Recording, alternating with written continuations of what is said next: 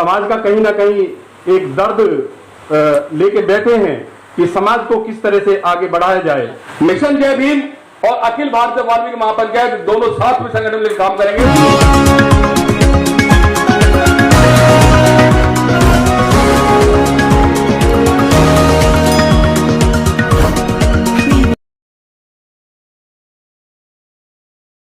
वाल्मीकि महापंचायत का दूसरा राष्ट्रीय अधिवेशन गढ़वाल भवन पंचकुइया रोड झंडेवाला नई दिल्ली में किया गया, जिसमें 18 राज्यों के प्रतिनिधियों ने भाग लिया। कार्यक्रम का शुभारंभ महर्षि वाल्मीकि व बाबा साहब डॉक्टर भीमराव अंबेडकर के चित्र पर माला अर्पण कर शुरुआत की गई। अखिल भारतीय वाल्मीकि महापंचायत के राष्ट्रीय अध्यक्ष देवेंद्र कुमार चौधरी द्वारा आए हुए अतिथियों का स्वागत भव्य तरीके से किया गया। कार्यक्रम में मुख्य अतिथि के रूप में दिल्ली सफाई कर्मचारी आयोग के चेयरमैन संजय गहलोत पधारे और इसके साथ ही आम आदमी पार्टी के विधायक भी इस कार्यक्रम में सम्मिलित हुए। देखा जाए तो अखिल भारतीय वाल्मीकि महापंचायत कई सालों से शैक्षणिक संस्थान व गरीब बच्चों के विकास और उत्थान के लिए कार्य कर रहा है। आए हुए अतिथियों को साफा व पगड़ी पहनाकर व फूल बुक्के देकर उनका भव्य स्वागत किया गया। आइए देखते हैं ये विशेष रिपोर्ट पंचकुइया रोड गढ़वाल भवन नई दिल्ली से एनपीटी न्यूज इंडिया की।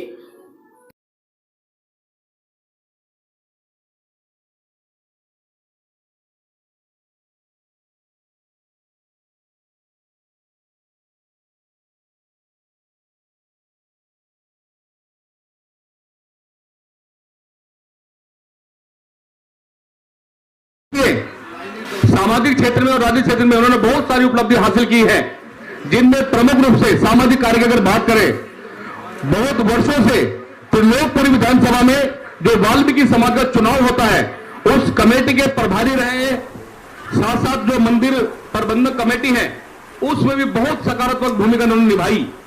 और देखिए, पहली बार निगम पार्षद जब ईडीएमसी में बने और ये पहले निगम पार्षद ऐसे हैं वाल्मीकि समाज के जिन्हें एक गौरव प्राप्त हुआ, नेता विपक्ष के रूप में अपनी भूमिका निभाई।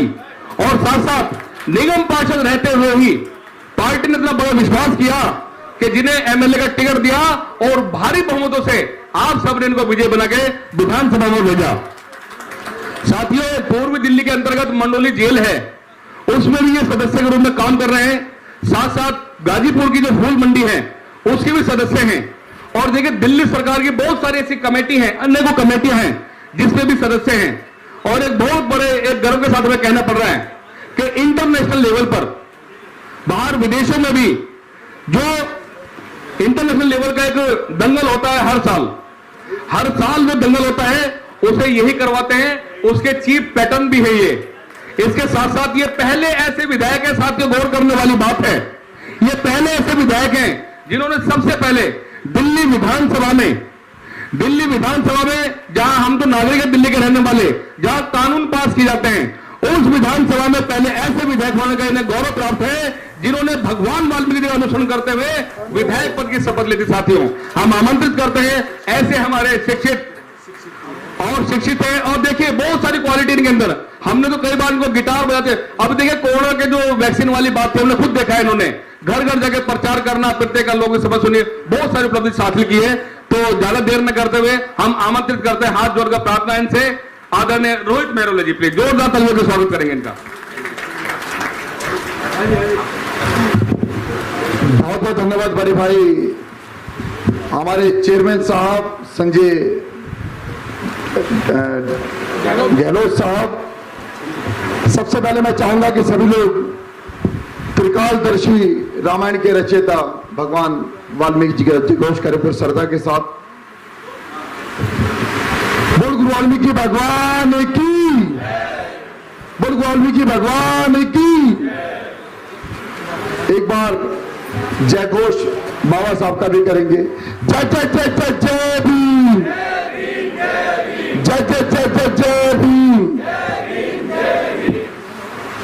सम्मानित मंचासीन, मेरे समाज के सभी बुद्धिजीवी, सभी कर्णधार और पिछले कई दशकों से समाज को आगे बढ़ाने के लिए समाज के हर की लड़ाई को मजबूती से लड़ते हुए अपना योगदान देने वाले मेरे सम्मानित सभी मेरे बुजुर्ग, मेरे गणमान्य, मेरे सामने उपस्थित मेरे समाज के सभी बुजुर्ग, बुद्धिजीवी और नौजवान साथियों, और मेरे समाज की मातृशक्ति तमाम मेरी माताएं बहनें, आज बड़ी खुशी की बात है कि अखिल भारतीय वाल्मीकि महापंचायत के तत्वावधान में आज ये अधिवेशन रखा गया है, दूसरा अधिवेशन, और समाज के सभी प्रतिष्ठित लोगों को इसमें मान सम्मान दिया जा रहा है, उनके कामों के बारे में, उपलब्धियों के बारे में बताया जा रहा है। तो इसके लिए मैं अखिल भारतीय वाल्मीकि महापंचायत के सभी पदाधिकारियों का, राष्ट्रीय अध्यक्ष बड़े भाई देवेंद्र कुमार जी को बहुत धन्यवाद, साधुवाद देना चाहूंगा, और कमेटी के सभी पदाधिकारियों को भी धन्यवाद, साधुवाद करना चाहूंगा कि जिन्होंने इतना नेक काम और बढ़िया काम समाज के को नई दिशा और दशा देने के लिए एक अच्छा कदम उठाया है। और साथ ही साथ मेरे समाज के वो नेता कि जिन्होंने समाज सेवा और खास तौर से समाज का वो वर्ग, वो हमारे स्वच्छता के सैनिक, इस कोरोना काल में भी जो अपनी जान को हथेली पर रखकर काम करने वाले, आंधी तूफान बारिश में लोगों की जान जिंदगी बचाने के लिए तमाम तरह के संक्रमण से, बीमारियों से जूझते हैं, गंदगी से लड़ते हैं और पूरे देश को एक बेहतर वातावरण देने के लिए अपना सब कुछ त्याग कर देते हैं। उनके अधिकारों की लड़ाई को मजबूती से लड़ने वाले और दिल्ली सफाई कर्मचारी आयोग के चेयरमैन हमारे बड़े भाई संजय जी, बस पानी अभी इन्होंने अपने संबोधन में बताया कि किस प्रकार से इन्होंने तमाम जितनी विषम परिस्थितियों में जूझते हुए भी आज इस मुकाम तक पहुंचे हैं। गहलोत साहब, ये आपका जीवन है और आपकी जिंदादिली है कि तमाम विसंगतियों और तमाम चीजों से आप लड़ते हुए समाज को एक नई दिशा देने के लिए इतने लंबे समय तक आप एक मजदूर नेता के तौर पर लोगों के अधिकारों के लिए लड़ते रहे, और आज आप उस मुकाम पर हैं कि आज उनको अधिकार दिला भी रहे हैं। तो आज के लिए मैं पूरे समाज की तरफ से कृतज्ञ होते हुए आपको धन्यवाद, साधुवाद देता हूं कि आज हमारे माननीय मुख्यमंत्री अरविंद केजरीवाल जी ने समाज के उस व्यक्ति को चुनकर जो बिल्कुल अंतिम पंक्ति में बैठा था, अंतिम पंक्ति में खड़ा था, उसको लाकर कतार में अपने समाज की नुमाइंदगी करने का मौका दिया। इसके लिए बहुत बहुत धन्यवाद।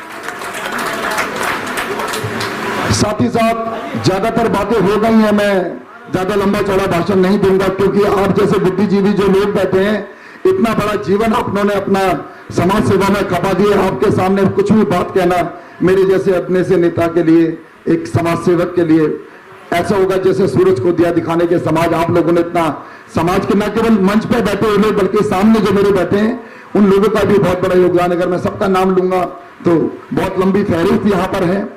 और सबसे बड़ी बात, काफी लोग खाने में भी मशरूफ हैं, खाना भी बहुत जरूरी है, लेकिन अगर जब बात आती है भूख की, तो जिन लोगों के अंदर भूख होती है समाज सेवा की, समाज को आगे लेके जाने की, तो मैं समझता हूं उससे बड़ी भूख कुछ भी नहीं है दुनिया में। तो काफी सारे लोग उस भूख को लेकर आगे चल रहे हैं और ये भूख हमें आगे लेकर आएगी। मैं यही कहना चाहूंगा कि आज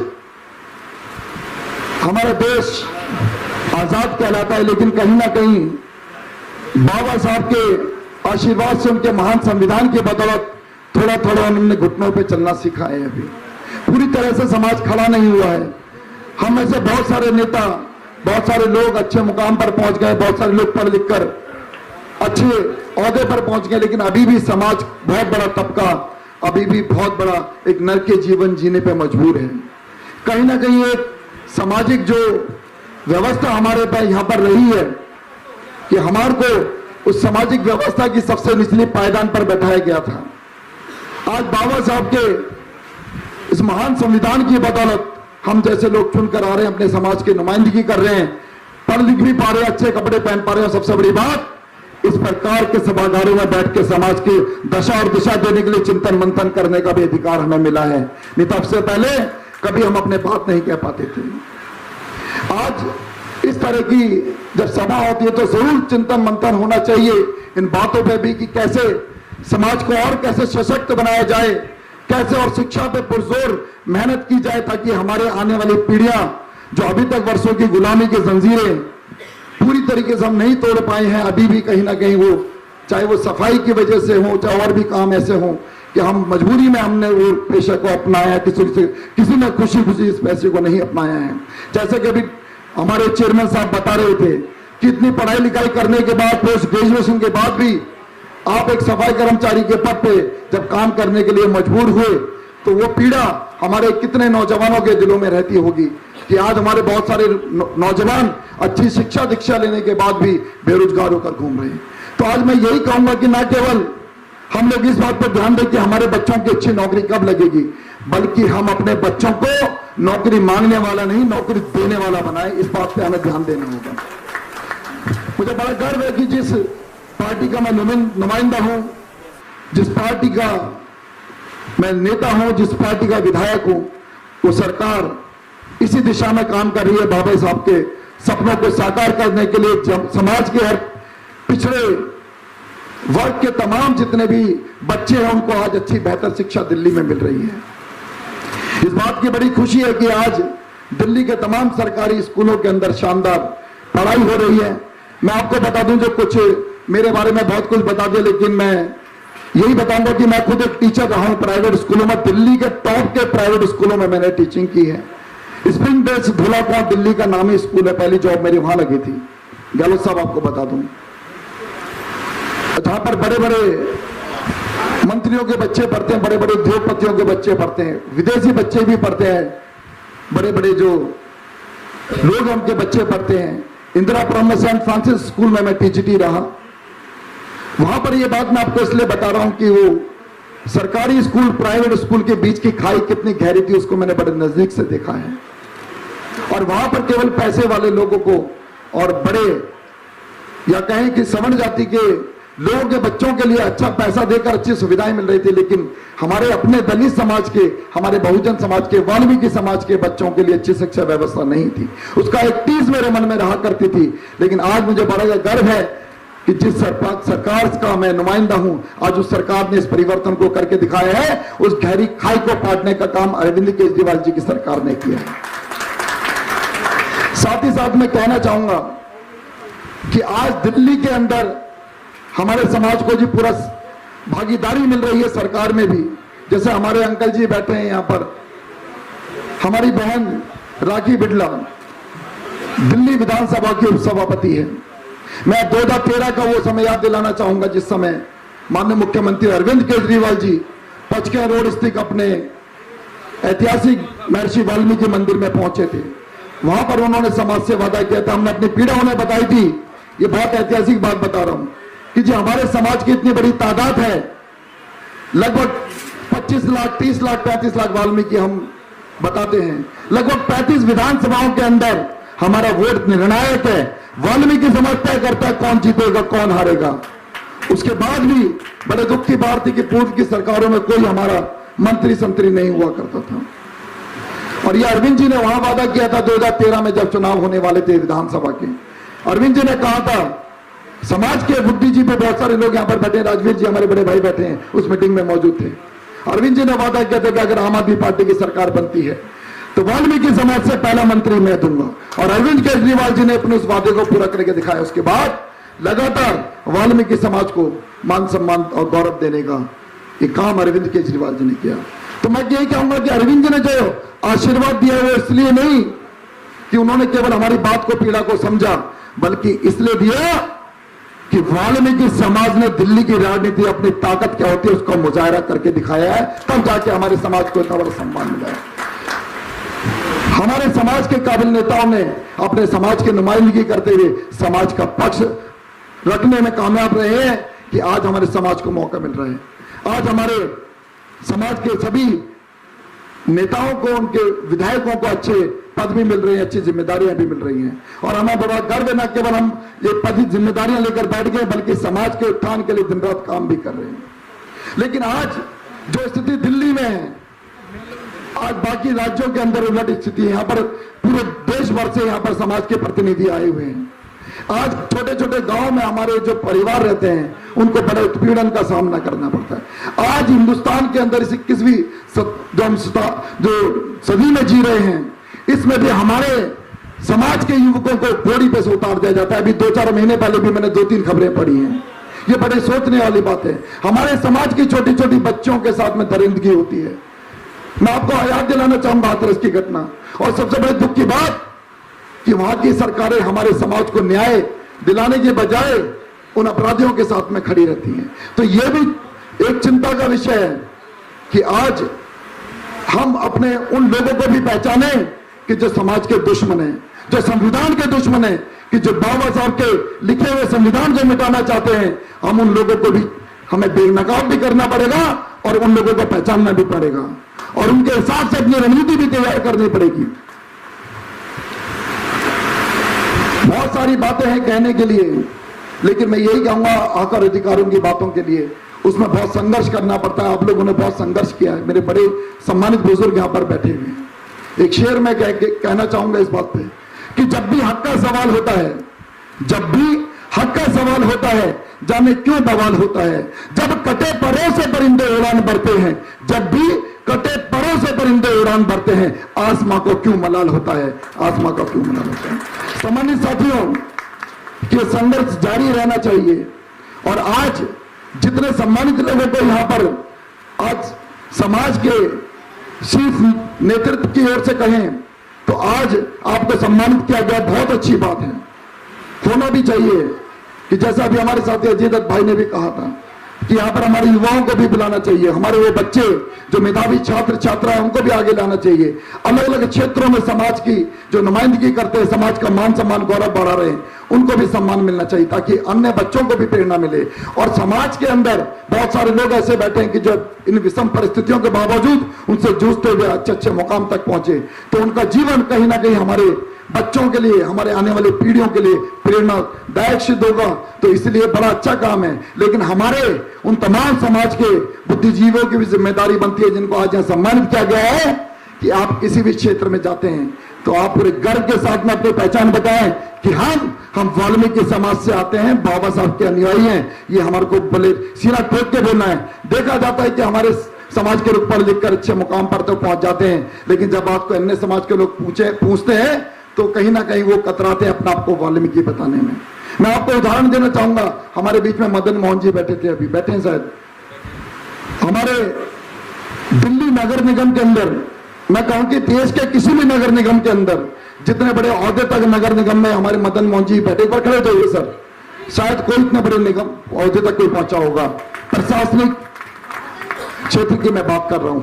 आप निगम के अंदर निगम सचिव रहे। मैं जब निगम पार्षद चुन के गया, मैं इनकी इसलिए तारीफ कर रहा हूं, जब निगम पार्षद चुन के गया तो आपको मैंने देखा था कि आप मेयर के साथ में बाजू वाली कुर्सी पर बैठा करते थे और मेयर भी आपसे पूछ कर अपना संबोधन देता था कि कहीं कोई गड़बड़ ना हो जाए।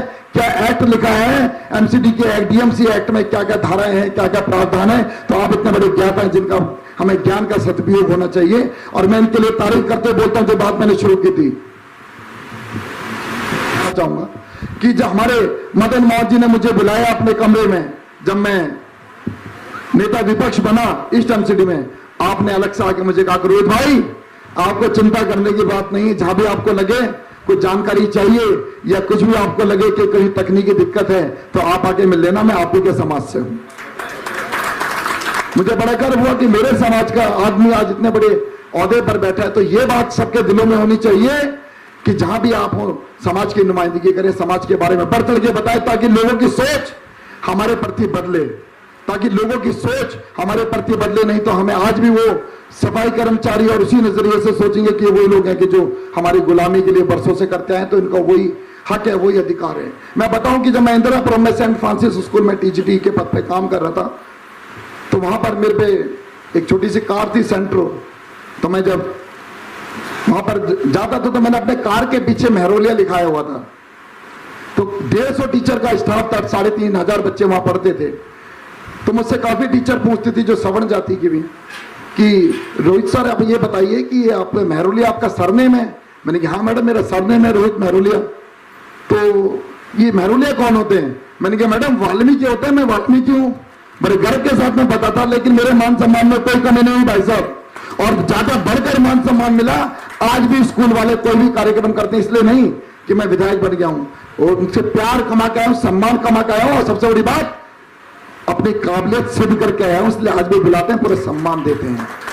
अगर हमारे बच्चों में काबिलियत है, अगर हमारे अंदर पूरी क्षमता है, तो हमारे को किसी के सामने गुलामी करने की जरूरत नहीं है, गिड़गिड़ाने की जरूरत नहीं है। अपना अधिकार हम लेना जानते हैं, सम्मान लेना जानते हैं, और हमारे को ऐसे खोखला सम्मान भी नहीं चाहिए ऐसे लोगों से कि जो हमारे पीठ पीछे हमें गालियां देते हैं, हमारे समाज को भद्दे भद्दे नामों से कहकर बुलाते हैं। केवल हमारे समाज के लोगों को आगे बढ़ने के निरंतर बाबा साहब के सपनों को साकार करने के लिए अपने समाज की आने वाली पीढ़ियों को शिक्षा के लिए प्रेरित करना है। शिक्षा ही वो रास्ता है जहां से कि हम अपना आगे बढ़ सकते हैं, क्योंकि काफी सारे लोग पहले ही अभी यहां से जा चुके हैं। मुझे आखिर में मौका मिला है तो मैं पुनः यही कहूंगा, आखिर में अपनी वाणी को विराम देते हुए, क्योंकि काफी सारी बातें कह चुके हैं सभी लोग, काफी बहस रहती है, बहुत सारे हमारे लोग बात करते हैं कि बाबा साहब को लेकर और महर्षि वाल्मीकि भगवान को लेकर।